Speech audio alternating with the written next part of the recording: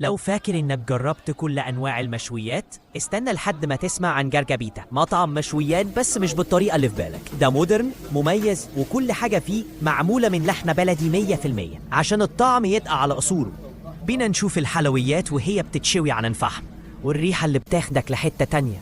منظر الدخان وهو طالع من الشواية بيخليك تحس بالجوع من قبل ما تاكل.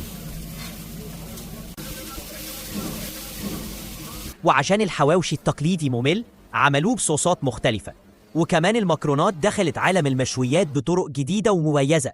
غير كده بيقدموا ورقة لحمة، ورقة سجق، ورقة ميكس، وكل واحدة أحلى من التانية.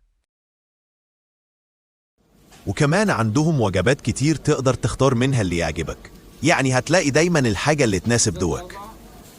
جرب الوجبات على ضمانتي، مش هتندم، ويبقى قول لي رأيك. مميز جدا في صواني المشويات، وعندهم صينيتين، صينية المزاج وصينية الوليمة. اسأل عليهم واعرف سعرهم ومحتوياتهم. غير المشويات عندهم لحمة بلدي بالكيلو، وكمان مصنعات جاهزة على التسوية زي الكفتة، الشيش والسجق، لو حابب تعمل أكلة جامدة في البيت. ليه فرعين حاليا، الفرع الأول في أطلس تيك أواي بس قدام فندق نيو أبو سامبل، الفرع التاني في العقاد قدام الاستاد مول أسوان، وفي مكان للأكل قدامه كويس. حابب أعرف إيه رأيكم في الفيديو، وحابين تشوفوا حكاية المرة الجاية عن مكان إيه؟ قولولنا في التعليقات. كل سنة وانتوا طيبين، عيد سعيد عليكم، سلام.